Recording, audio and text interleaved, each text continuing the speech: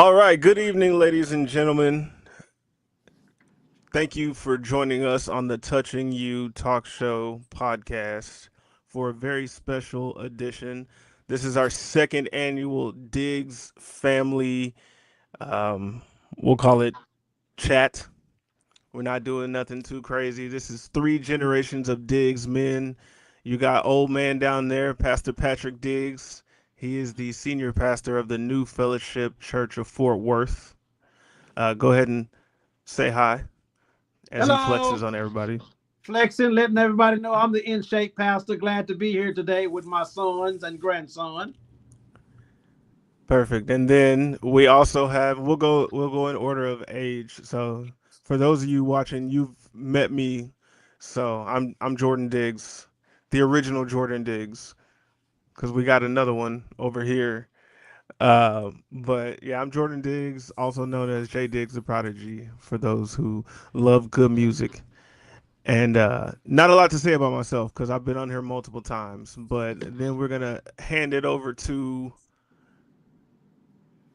I'm James Diggs. I'm Patrick's son. I'm 16 years old. The junior in high school this year. Yeah. All right, and last but not least, Hey, right here. you need some more? I mean, it's Um, it's up to you if that's all you wanted to introduce yourself with. No, that's all right. nah, All right. I'm the real Jordan Diggs, because my first name is actually Jordan. Um, About to be a freshman in high school. Um, the other Jordan Diggs' son, I guess, and then Wow. Patrick's grandson and James' nephew, but we call ourselves cousins, so It's probably easier to explain it that way. Yeah, yeah, everybody we get confused cousins. about the Yeah, uncle we piece. cousins. What's We up, Unc? cousins. Hey, we cousins. Yeah, we cousins. Wow. So we gonna get this thing started. We're gonna kick this thing off right.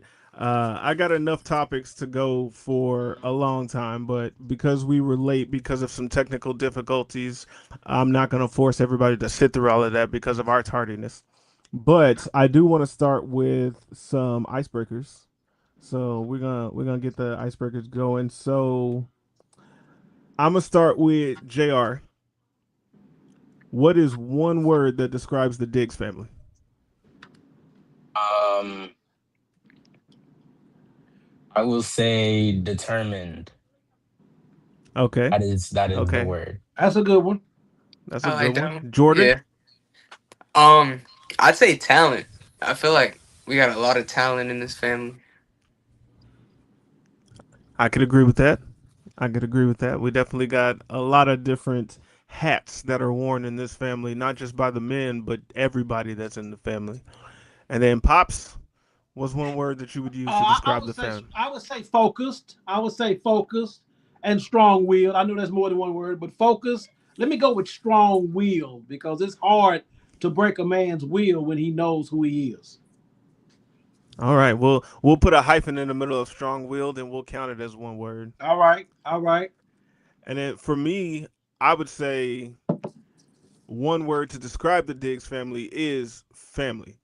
Yeah. Because we, no matter what, we got each other's back, we got each other's side, we got each other's front, and at the end of the day, regardless of what's going on, we carry the Diggs family name and the legacy that comes with that with pride, and we do it well on all fronts. Whether it be in ministry, in music, in sports, in traveling the world doing music, it's a lot that goes on in this family, and wherever we go, we make sure that we wear the name Diggs as a badge of honor.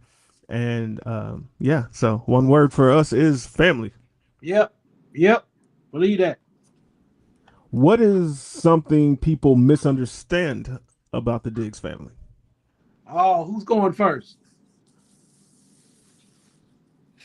Hmm. We'll start Y'all with want you, me to go Jordan. first? Who's gonna go first? Me? We'll go with Jordan first. Um, it's kind of hard to answer that for me because I feel like all I hear, like most of the stuff I hear, is good about our family. Um, I don't, I don't think that like I hear any bad talk about us. I don't think there's anything to be misunderstood. They know who we are. They know we're a good family, where we come from, what we do, and like I don't know. I don't think there's any misunderstandings that I've had personally. I didn't. I'm sure that's different for y'all. Y'all have been here longer and all of that. But for me, I feel like a lot of people talk good about us. Okay, Jr.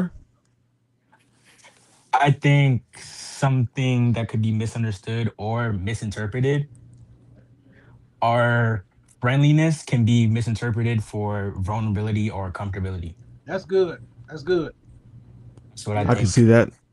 Yeah. Because we're very, no matter how much of us are like introverted, but we are very social at times. But that can often be like misconstrued in different ways, and people might think they're closer to you. Excuse me, than they actually are, just because you're that way with everybody. You're just Yeah, friendly. I agree with that. I've experienced a lot of that in life. Just because I am an introvert, regardless of the fact that I do music and I've worked in sales for forever. Any extroverted characteristics people see in me are by necessity. Yeah. Like I don't need to be in people's faces and things like that just for my own self gratification or anything like that. But if I'm promoting music or if I'm working in sales, then yeah, I'm gonna be as extroverted. I'm gonna be the center of attention if I have to be, whatever you need me to be in that case, to in order to get the sale closed or get you to appreciate the music and enjoy it. So I definitely agree with that as a common misconception for us as a family. What about you, old man? One of the things I can say, like grandson said, I've been here the longest, and so he can't really speak to that much because he hasn't been on the platforms and in the places I've been. But people feel like, I think they misunderstand about us is telling the truth does not mean we are your enemy. Telling you the truth does not mean that we don't like you. Telling you the truth means we love you. And for us to be so strong willed and accessible, we need to make sure that we're guarded with the people who are around us. So the people who are around us need to understand very quick, not that we're celebrities or anything, nothing like that, but we're just genuine people. But if you want to be a part of our circle, we need to know who you are. You need to know who we are. That means a lot of times you'll have to be faced with the truth. And sometimes the truth is ugly and people don't really see themselves as others see you. So when one of us tells you the truth, it's not that we're being mean or ugly. It's just that we're trying to tell you the truth about who you are. So somebody who doesn't love you won't lie to you. That's Absolutely, absolutely. And I feel like just in general, that's a hard thing for people to accept and deal with because people would rather be comforted by a lie than to be slightly inconvenienced or hurt by the truth. Yes, sir. Um, but the truth, the truth is something that you got to have if you want to grow. When Yep. you go to the gym and you're working out, they say no pain, no gain. And that's I mean that can be applied to everything. Mm-hmm. You as a human through life and to get any growth, you got to work out that growth muscle of becoming Yep. more mature. So if you can't accept the pain that comes with someone telling you the truth, the Diggs family is not the family for you to want to hang around because Amen you're to gonna get that. the truth, or these Amen to two are that. gonna clown you. So they be ready. They were ready. He stayed with the Birdman hand rub, ready to get on somebody. Yeah, yeah, that's true. And that doesn't mean we can't receive truth. We can receive it just as well as we can give it. Absolutely, absolutely. All right, so this question's for you, pops. Who's the biggest troublemaker growing up, me or Jr.? Oh, that's a terrible question. That's a terrible question because neither one of y'all were. Y'all have the kind of dad that know I'm real. I give y'all the freedom you need, and I also give you rules. And neither one of you have ever given me any trouble, and I thank God for that. Jordan, you just did one thing when we were younger, and it wasn't even trouble. You just were having fun with your friends, and you forgot to report. I think you remember that you were gone all night, and I didn't know where you were. Yep. And I think I almost killed you when I hit you in the chest. I thought I had killed you, not because I was mad at you, but because I didn't know where the hell you were. And I thought somebody had kidnapped you or whatever. But no, y'all haven't given Mm. me any trouble, man. I can't say y'all are troublemakers. And so I'm grateful that that has not been my experience with my son. So so. I'm I blessed in wonder that if that regard. sounds familiar to my son. Yeah. and trying to know where he is, not because I need to keep tabs on you, but I need to know. Yeah. Yeah, you've been there. Not Yeah. yeah, not along. Yeah. Not It's too a long learning been lesson. there. Yep. Yeah, I'm glad you learned it. Free? He froze. He froze on us. He got scared. All right. Who talks the most? Out of you and Jr. Out of all four of us. Oh, that's a tough one. I would I say think we know. you now, Jordan, you now because you're older and we have more things in common to talk about. Now, JR can go too. JR can go, but JR is not as talkative. He's just not as talkative as you are. But I think you do. You'll be number one. Alex will be number two, and JR would be coming up two A or two B. But none of y'all really talk too much. I like to conversate. I'm glad that y'all still like to conversate with me. But no, I And wouldn't where say are that. you? Where are you in all that? He Where know am he I? number one. I'm number one. I will take that. I will take wear that crown because I'm talking in my sleep at night. So I don't mind that. And I don't. My feelings ain't hurt by you saying that either. I mean, somebody got to do it. Somebody Yeah. got to speak up for us when nobody else will. So, Yeah. Yeah. all right, we're gonna move on into segment one. This segment is called "Then versus Now," and so we're gonna talk about growing up. So, we're gonna start with you, pops. What was life like when you were a kid? No social media. We were forced to be outside more. There were more families with two parents in the house. Morals and standard were paramount. They were more important back then. Character, yes ma'am, no ma'am, manners, stuff like that was more important. It's not absent now, but when you see it in a child, you know that they've been reared the right way. So it was a lot more of trusting in God back then than we do now. That's why I'm glad you have a pastor in your family, so I can kind of keep us grounded and I can put the roots that I was grown learning. I can put them the seeds in y'all so y'all can have deep roots. But it was a lot more social when I was growing up, not with social media, but we were more up and close in people's faces, and I kind of miss that. That's why I enjoy doing this talk show because it gives us an opportunity to conversate and know and learn Yeah, more about each other. I would say for me, one of the differences was, I mean, it was still no social media, but video games were becoming more and more popular. Yeah. And I would literally carry my Nintendos down the street to Junior and Josh's house just so we could go play the game together before it was playing online and stuff like that. It was split screen, you yelling at each other for screen watching and seeing where somebody was playing the same game, kind of split in four like this. We used to play tag, water balloon fights with the kids from the street over, stuff like that. And it was safe to do so. Everybody in the neighborhood expected that kids were going to be outside Yeah. playing and making noise and stuff like that. Whereas nowadays, I see stories online all the time where Karens are complaining at HOA members that the kids at the swimming pool is too loud or it's too much noise going on. Somebody mowed their lawn too early in the morning, knowing that Yeah. the temperature was going to be 100 plus degrees, so they wanted to get the lawn mowed. She's complaining to HOA and stuff like that. So I didn't have to deal with too much of that. But as I got older, especially in high school, when we moved back in the North Crowley area, it was different from when we lived over there on Green Ridge. Like there was Yeah. no kids outside. I didn't know nobody in the neighborhood. I didn't go to the school in that area, so I didn't have no friends in that area. So that's kind of what pushed me more to being comfortable with being by myself, Yeah. finding ways to entertain myself or find stuff to do by myself. So that was a bit of a difference. I kind of caught a little bit of the tail end of what you were experiencing growing up, and then the beginning stages of what these two get to experience in growing up. Um, so I'm gonna let y'all go back and forth and explain just from what you've heard of how we grew up and whatnot, the differences that you guys see, obviously outside of social media and almost everything being available online now. Yeah. Yeah, I the feel easy yeah. answer. Oh, you want to go first? Yeah. I'd say like obviously the biggest one is everything is remote now. Like you can do like almost everything from the comfort of your seat. And like sometimes I know like older people may think that like whenever you're not face to face, it doesn't feel as genuine. And like I can agree with that actually. Like even as I've grown older and I've started to have more friends, Like I've started to try to distance myself away from all the technology, start going out more, cuz I feel like that's a loss. Like people don't value that enough, just being able to go out and see the people that they love. So Yeah. I'd say the biggest thing is like electronics, just people not being able to be around each other as much.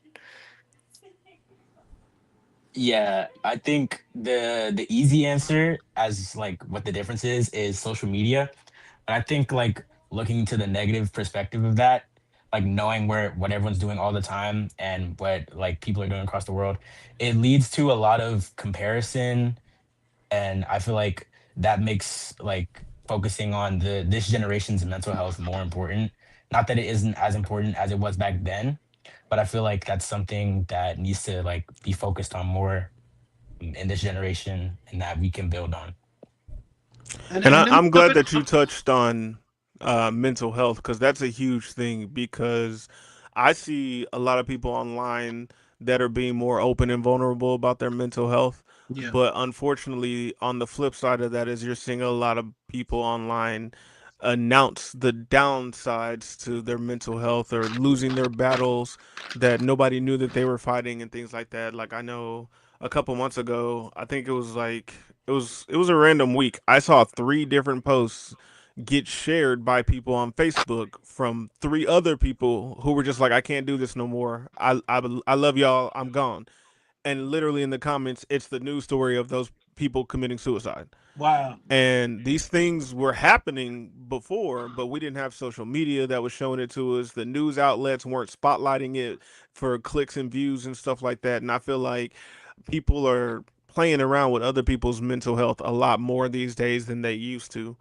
Um, I'm in a few different groups on social media where it's like predominantly, if not all, black people, and they share jokes and stuff like that. It was like, oh, when I was a kid, I couldn't talk about being depressed because my mom would be like, you get in that kitchen and depress those dishes and stuff like that. And it's like, it's funny looking back on it now because we're grown and we're able to express ourselves better. But if you were legitimately depressed and that was the response you were getting from a parent, the one person or two people that you feel like you're supposed to be able to open up to, and that's their response to it, you don't That's know right. what spiral that can send you down. Like even That's when I right. was in high school, there were a few suicides from students, and I feel like it's as a whole has snowballed since then. From when I was in high school, it was maybe one or two within the 4 years I was there to where it being once a week that we're hearing about this happening. Wow. Yeah. I'd actually like to touch on that. I'm glad that Yeah. James talked about like social media impacting mental health and stuff. Like you see a lot of people online telling you that you have to look like this, you have to act like that. And whenever people feel out of the norm, they sort of like isolate themselves. And I feel like I'm glad that I have a family here who is, been like super supportive through everything. They've always been here to talk to me. And I feel like a lot of people don't have that, and then they try to go to social media to try to talk to other people about it, and then they're met with like negative responses. So I feel like although social media has a lot of upside, that like mental health, it just like I feel like more people need to like it's a touchy subject for a lot of people, and people need to take it more seriously because I know a lot of people who have struggled with that, and Yeah. like yeah, that's a I think on really that good note, point. something I've practiced more personally and I'd like to like bring up is just being more honest with your emotions as like a person. I feel like we live in an era where especially men are supposed to be like tough and strong, and like even younger young men are supposed to be like nonchalant or whatever. But I feel like you feel much more free when you're like not suppressing your emotions, even if it's like just happiness. A lot of people tend to suppress their happiness because they don't want to seem like weird or anything, but I feel like it's a good thing to start doing. Yeah. See, and that's sad. Like to suppress, I get to a certain extent suppressing like your sadness. Like growing up, people always saying men don't cry. There's no crying in sports. There's no like don't show those emotions because it shows a sign of weakness. I feel like any man that's strong enough to be open and vulnerable with their emotions is stronger.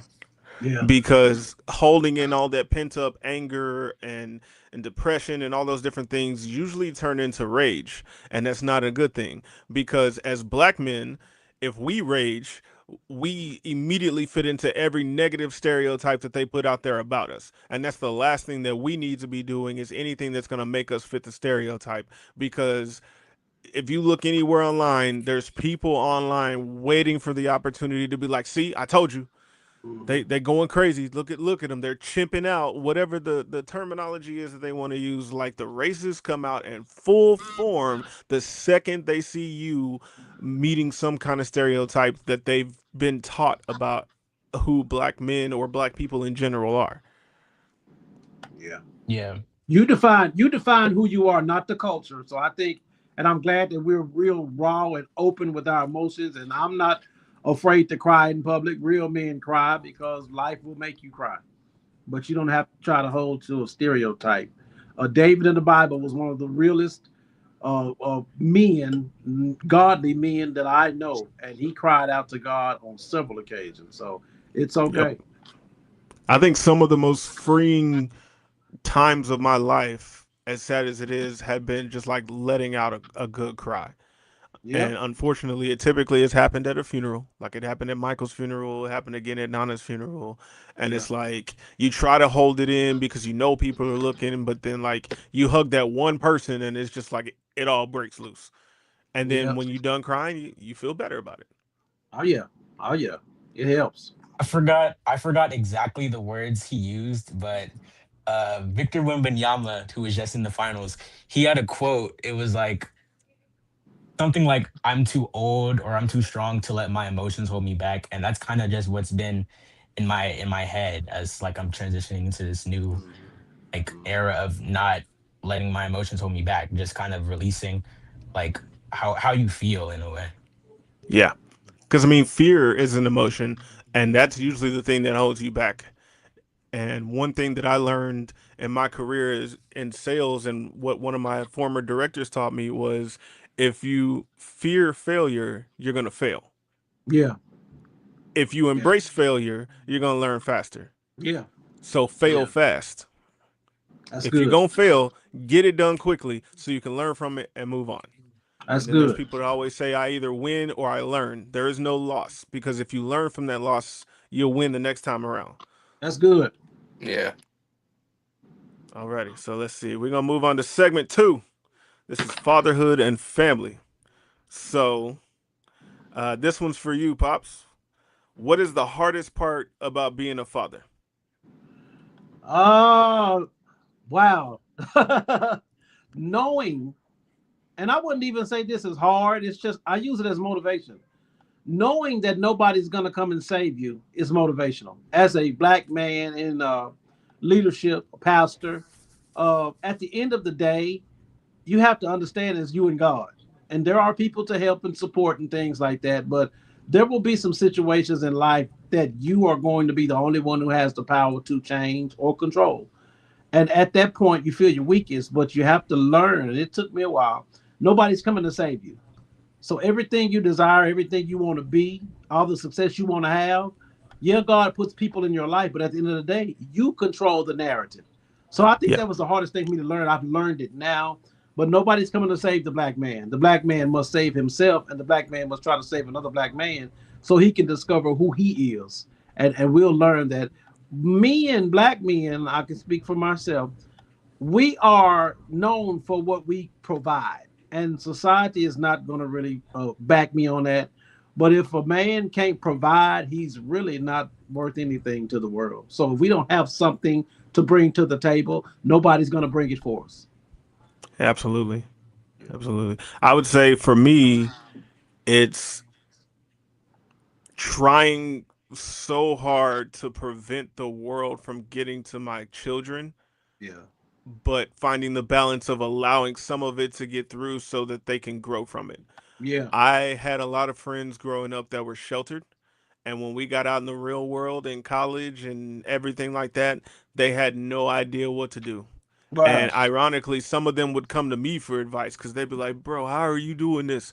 Well, I watched my dad go through it. Yeah. So, and if I can't figure it out, I can go to my dad and get help with it. And it wasn't necessarily that they didn't have their fathers in their lives, although a lot of them didn't. It was just the fact that their parents, grandparents, moms, whoever it was that was raising them was trying to shelter them from so much that they kind of stunted their growth as far Hmm. as human beings and adults. And they unfortunately had to learn some things the hard way. Some did some time, some just no, it went a bad direction for some of them. So for me, it's finding that delicate balance between letting life happen for my kids and not just to them, but protecting them to where they don't have to go through the things that necessarily I went through the same way you protected me from having to go through or do the things that you had to do growing up. And Yeah. I feel like that's also a big issue in our culture as a whole. I see it all the time. People are like, my kids need to struggle like I did. That's No, wrong. that don't even That's make why the sense. cycle continues. You feel Yeah. like your kids won't appreciate everything that you give them because they didn't struggle to get it like you did. That's why so many people get stuck in that hamster wheel of like just generational debt, generational BS and stuff like that because if I had to do all the things that my dad had to do, I wouldn't be here to have this conversation, all four of us. Yeah. And I'm gonna make sure that he doesn't have to do the things that I had to go through. And I know for a fact that JR is not gonna have to do the things that we went through, and even the things that I went through, he doesn't have to go through because we were taught better than that, Yeah. and we know that forcing everybody to go through the same things is going to yield the same, if not worse, results, and things will never get better for any of us. And that doesn't really make sense for somebody to say you have to go through what I went through. This is a different generation. These are different set of rules. The air is even different now from when we were growing up. So you can't expect them to handle now what we went through. That even doesn't even make any sense. They have to be able to tell Mm-mm. their own story. Therefore, they have to go through their own trials. Our job is to aid them and to make sure they don't make as many mistakes as we did. But how would they learn if they didn't go through it their own way? Exactly, exactly. All right, so this next question is for JR and Jordan. We'll start with Yes. JR. What's We talking too much. yeah, clearly. What's what's something dad has taught you that you'll never forget?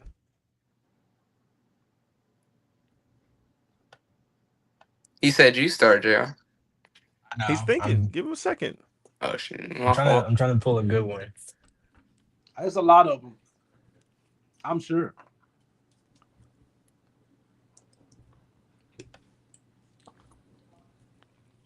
There are a lot of them. Jordan, you want to start? I I'll don't want go to miss ahead. too much good. Um, I'd say my dad has taught me a lot, but especially recently, something that stood out to me is that above all, like like be a better man than you were yesterday. Like always continue to work on yourself, whether it's athletically, emotionally, um, academically. He's always pushed me to be like, you know, smarter. Like I can never come home and chill before I do my homework because if he knows I have homework, I gotta get straight to it. Um, he makes sure that I'm always at practice, you know, and like I thank him for that because you don't become better at what you're doing without pushing yourself because if you just stay where you are and everybody else is growing beside you, you're gonna end up falling behind. So always making sure that like you are keeping yourself forward, pushing yourself forward. And he's helped me with that sometimes whenever I feel like I can't do that for myself. He's been there to bring me back up and then put me back on the right path. Yeah, that's good. That's good. That's good. Uh, I feel like what I'm about to say isn't something he knows he directly taught me, but it's like the art of perseverance. And it's just one day, I think we were running and it started to rain, and I got worried. I was like, we can't finish. We have to stop because it's going to rain. And he was like, if you just keep running, the rain's going to stop like eventually. That's And good. it sounds funny, but ever since that day, it's just anytime I'm going through something rough or like a rough patch in life, the rain has to stop. It's the cycle of it's the weather cycle, it's the cycle of life. It's just no matter what you're doing, as long as you keep running, as long as you don't stop, as long as you don't give up, that's when that's when you'll see like the sun above the clouds or the rain will stop. That's pretty good. I didn't think you were paying attention to that one. I would say for me, Yeah. one thing that I learned, and it sounds weird, but it'll make sense when I say it. Whenever I was going out to clubs and stuff like that, we would always head to Dallas. And a lot of my friends, again, were sheltered, didn't really know much of where we were going.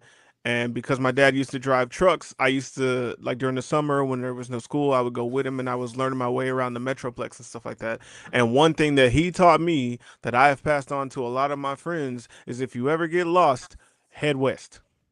Because then you're gonna get back to Fort Worth, you're gonna get back to what you know, head west. And there's a saying, and it's not just a saying, but it's a real thing. The sun rises in the east and it sets in the west. There you go. And if you're always heading west, you're always being guided by that light because the sun is heading that way too. So if I just keep heading west in whatever it is that I'm doing in life, whether it's coming home from work or just trying to find my way through a situation or whatever, if I just find where west is and head that direction, I'm always be guided by some form of a light that's going to get me to where my destination is and what I need to be in. That's good. So That's that's good. that's one thing that has always stuck with me is no matter what, head west. Yeah. Head west. What about you? What's one thing that Grandpa JD taught you that He just taught stuck me, with you? man, always, and this has helped me more than anything. And this probably y'all gonna laugh at it. Always look a man in the eye when you talk to him. I have closed so many meetings. I have closed so many deals in meetings. I have learned a lot about people's character, and I have spotted people who were trying to harm me just by watching their eyes when I talk to them. And he used to drill that into me. Don't ever look down when you're talking to a man, even if he's bigger than you, even if he's stronger than you. You look at him and you can discover your will and another man's intentions by how you stand up and look at him. It exudes confidence and it exudes what is it, alpha maleism, if you want to say it that way. The king of the jungle, the lion, he will stare you down first before he attacks to let you know this is danger. But that's Yeah. helped me in life a lot, and I use it even today. And they also tell you never stare a lion in the eyes. There you go. There you go. Because you feel like a threat. Yep. They see that Hmm. as a threat. There's a video that I've seen hundreds of times of a zookeeper in the cage with the lions, and I guess he's new, and he made eye contact with the male lion, and he kept looking at the lion, and the lion kept looking at him, and the lion eventually pounced on him. Yep. And it took two or three other zookeepers and the female lion to pull the male lion off of him. Wow. Wow.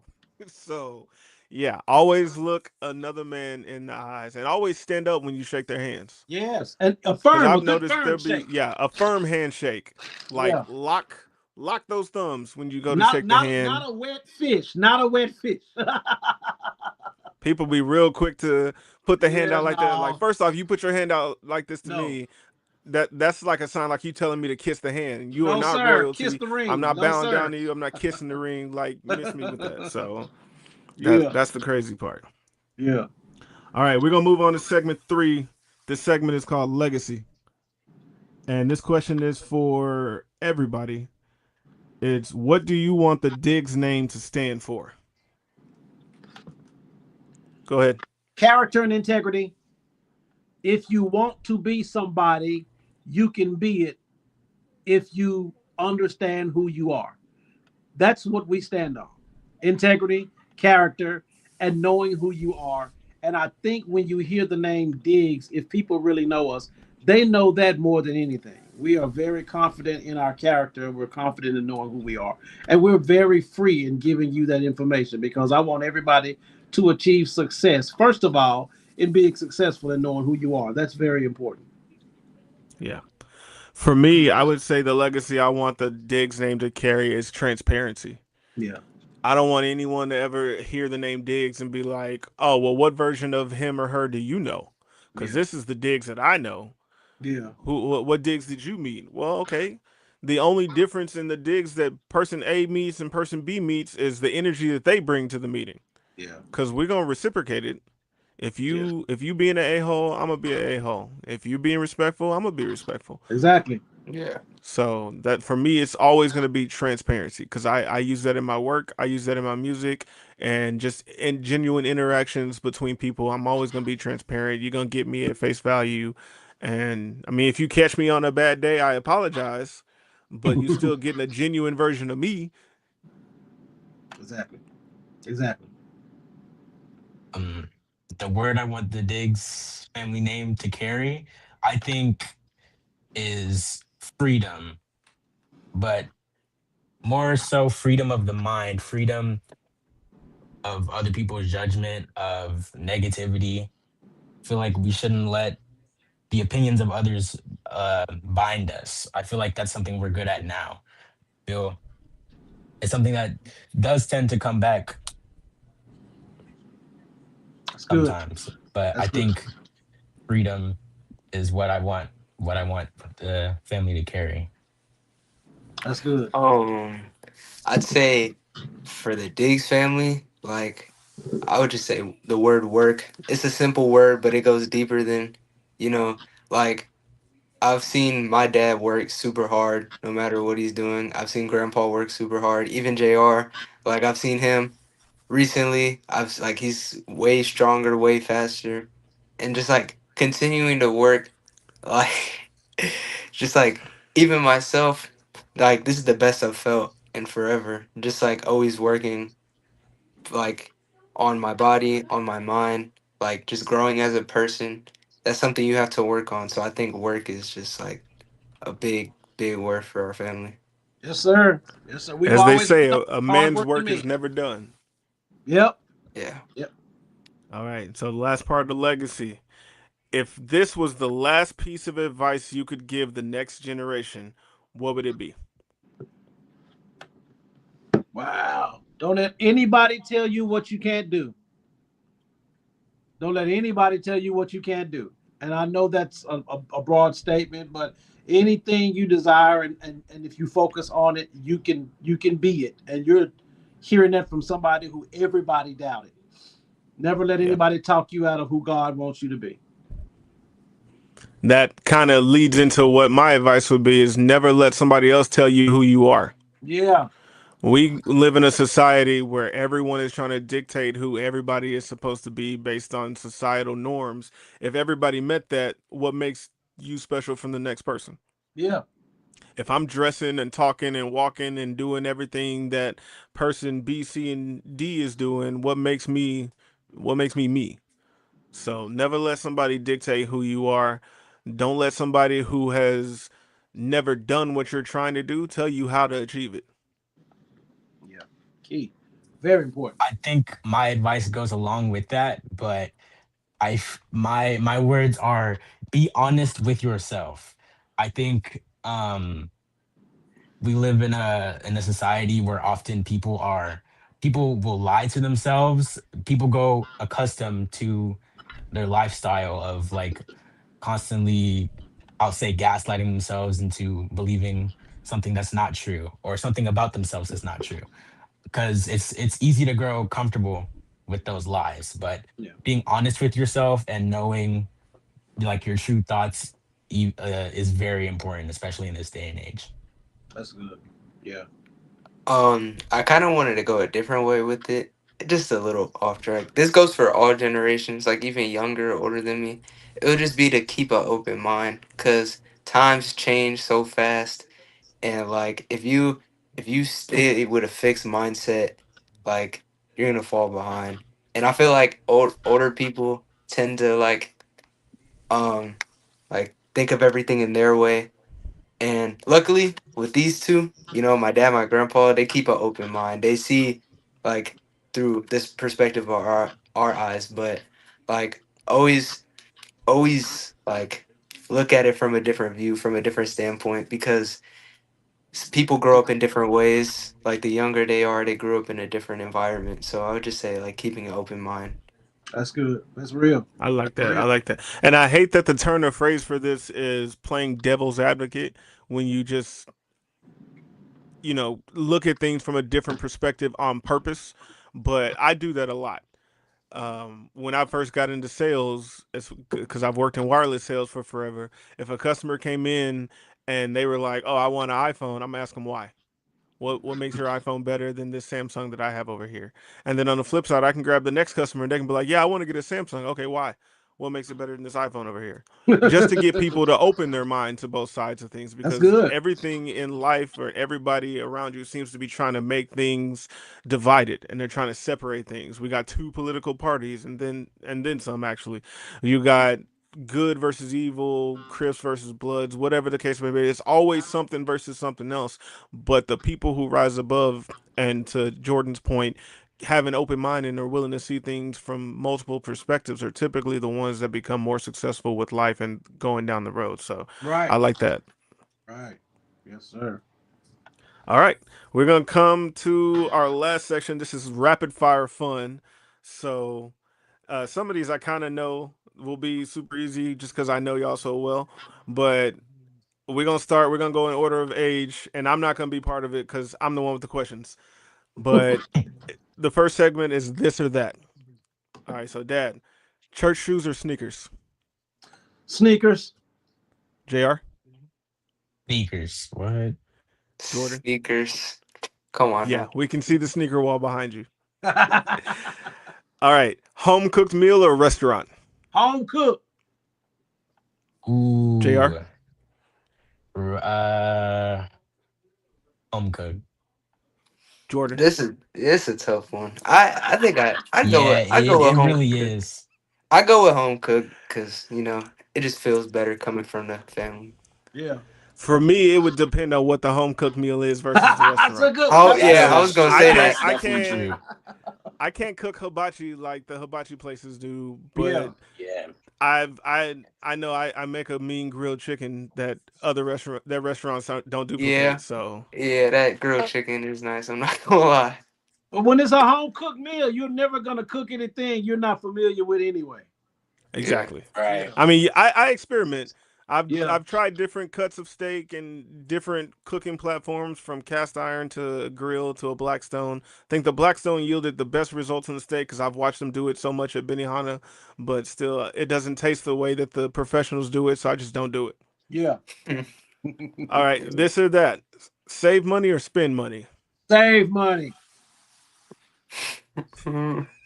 I like how both of them made the same face. I mean, I'll say save. I don't have much to spend it on, but when I Do get something, I do like to spend it. So when I do get that, I think I'm gonna spend it on. I'm gonna spend it as soon as I can. Obviously when you first get the money, you think save, or some people may think spend. For me, I say save, but then like you see something you want and you got the money for it, you're gonna try to go get it. So it's a in the moment thing. I feel like. For me, I would definitely prefer to save the money, but bills and kids and bills and bills. And then the stuff that I like there was a time in my life where I couldn't afford a fourth of the things that I can afford now. So I mean, I'm still every now and then the little kid side of me will be like, "Man, I would have loved that as a kid. Oh, wait, I can afford it. Let me go ahead and get that." Yeah. So, yeah, no, but saving is the smart route to go, and I do love the fact that my kids are good at saving money, and they're really good at talking us into buying them the stuff that they probably should be buying on their own. Because I've had the needs versus wants conversation with my son multiple times, and somehow he Yeah. still ends up finding a way to get us to buy the wants and the needs. And I can see your Cash App balance, so don't be telling me, "Oh, I don't have no money." Yeah. All right, next one: text or phone call. Text. text. Hold on. Hey, Text is well, text is a it's not very important message. If you're calling me, it's got to be pretty important. So I would rather you call me if it's important. Text me if it's not very important. yeah, I'd say text is a lot like easier. Text. I have literally built my music career off a song called Voicemail, and I Yeah. literally talk about I'm not answering the phone. Um, it works out best if you text me because I have a lot going on whether just in my head or things that I'm doing. And if you want me to remember something, it better be in writing. Because if you Yep. tell me, I probably forgot it before you finish telling me. That's why I'm so good at like keeping other people's secrets because I don't even remember that they tell me until they bring it up again. I'll be like, oh yeah, you did tell me that. Yep. So yeah, definitely text me. But if you, to your point, if you call me, I assume it's an emergency. Yeah. So, and then if you call me too many times and it's not an emergency, I eventually stop picking up. So don't be Exactly. crying wolf. Exactly. Old school music or new school music?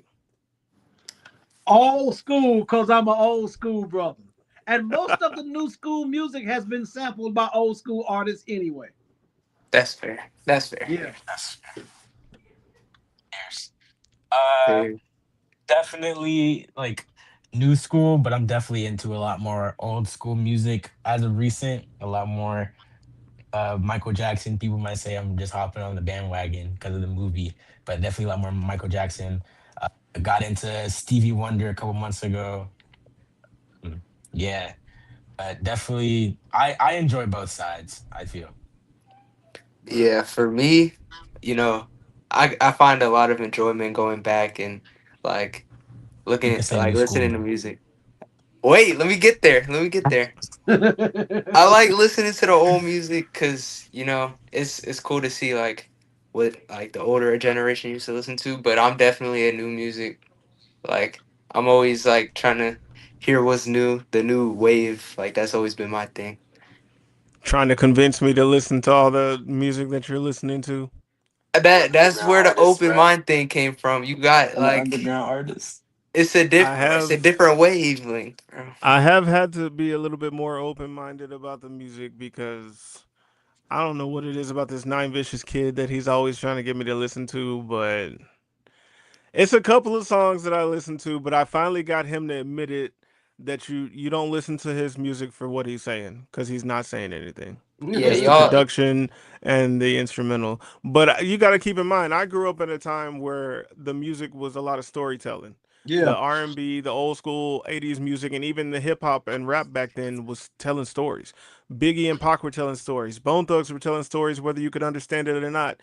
Like that's what I grew up on. And even in my own music, I get like I posted a video today and somebody commented and it was a gif of E40. I grew up listening to E40, so it's not an insult when you tell me that some of my music reminds you of him. Yeah. That's part of my foundation. Yeah. But at the same time, I got playlists on my phone that's nothing but 80s music. And sometimes I forget those songs existed and you hear it and it's like being at the family cookout. Yep. Yeah, Yep. I like. There's a lot of different values in music now, and I think like sometimes I'll even go back. I'll listen to older music, and then I'll hear them telling a story, and they're really talking, and I'm like, that's good. Like that's good music. So I can appreciate both, but now it's more about the sound and the vibe more than the message. You like Even now, festival music. listening, yeah, It's a I think now situational thing. listen. Oh, yeah. I think now Yeah. listening to newer music, I do find myself like wanting more lyricism from artists. I feel like Yeah, for we're sure. losing that. It's more about production and not really lyricism. The songs still hit, but I feel like it could be so much better if there was an actual story to tell. Yeah, that's why I said it was like kind of situational because you put it into your mind that like you're there like at a concert or something. You don't care what they're saying. You Right. just want to hear something. But like sometimes you just want to sit and listen, and like some good lyricism will get you through that. All right. So I got two more questions. It was one, but one just popped into my head. And I want to get a perspective from both the older generation and the younger generation. Why do you believe or feel like black families don't do family reunions anymore? Because they always end up fighting and arguing about something that they haven't resolved during the year. And since they haven't connected during the year, they figured this is the only time we're going to be together. We might as well bring it up. And that's totally out of order. And I just don't think a lot of, not all of them, but a lot of black families respect culture and generationalism, generations being together at one time and disrespecting the younger generations by airing out dirty laundry. I just don't think that's a good look for black people. What about y'all? From what I've seen, like I feel like some black families don't like stay connected within the family anymore, and Yep. then they just like lose the connectiveness of the family aspect. Luckily, that hasn't happened for us. We're still pretty close knitted, but I've definitely seen that around. I think there's 3 points. I think people want to be independent. They don't think they need their family. People are afraid of confrontation, and people might be afraid of responsibility. Yep. I can see Yep. that. One of the biggest comments I saw when this was posed in the black group was, "We're losing recipes," Huh. and it's not just in the food. It's just we're losing the recipe for a close family, a close knit Right. family. Right. Those things are going away. We're losing the recipes of healing and coming together and things like that. And the only the only time your family gets together should not be at a funeral. Right. Right. And even then, there's times where they're not getting together for that. Yep. All I know is if y'all fighting at my funeral, I'm getting out that casket and I'm whooping everybody. All right. Yeah. I'm getting out that casket Zombie. and I'm Zombie whooping life. everybody. All right, so our closing question, and we're gonna start from Grandpa. We're gonna go to y'all too, and then I'll close us out. 20 years from now, what do you hope people say about the Diggs family? They were necessary. What they brought to the table, what they brought to the game, what they brought to the program was necessary. We didn't know how much they needed it. We needed it, and we didn't know how much we needed them. So we were necessary. All right, Jr. Um, I want them to say that we were like a bright light in people's lives. I feel like I want them to say we have good influence on people. We're helpful and keep a clear mind, and we just make people's days better, or even like moments in life better. Yeah. I was gonna say something like that. Add on to him. Um, just that like whenever they hear our name, like they think positively of us. Like, oh, he was a good guy. You know, he was genuine. He was passionate.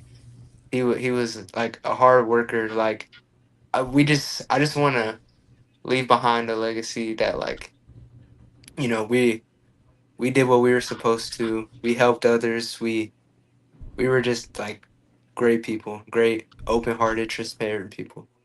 That's good. For me, I would say I hope that our name enters the room long before we do, or if we never do, in a positive light. I want people to hear the name Diggs and it bring a smile to their face. And it makes them feel relieved and relaxed and open and just understanding that when you're around a Diggs or the Diggs is, you can be unapologetically yourself. And a lot of my friends have said that.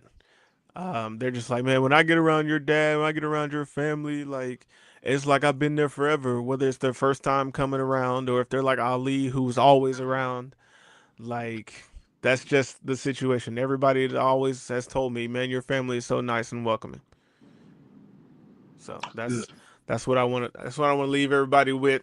Yeah. So thank you, fellas, for your time. I know the time and the date jumped back and forth a lot, but even the technical difficulties, the devil didn't want it to happen, but we made sure it happened. We figured it out. People literally had been asking me since last year when we did this if we were going to do it again. Here it is. So y'all better watch it. Y'all better make sure y'all tune in. We'll see y'all again next year. Hopefully it don't take a year for us to see all of y'all again. Come see us every Sunday at New Fellowship Church of Fort Worth, 5420 Flamingo Road. Shameless plug right there. Take them to churches out on all platforms. Shameless Yeah. plug. Make sure y'all support the Texas Boys Choir. Make Yeah. sure y'all, when you get a chance, go check out SB Elite Basketball Green 2030 Yeah. Boys, LD Bell High School, Fort Worth Academy of Fine Arts, Temple 12. Temple What else we 12. got? Yes, sir. Uh, I switch all your services over to AT&T, whatever. Shameless plug and everything. But Alright. thank you, Elder Sheila Black, for allowing us to use the platform to Thank you, share who our Sheila. family is and everything of that nature. We love y'all. We appreciate y'all. Peace. Deuce.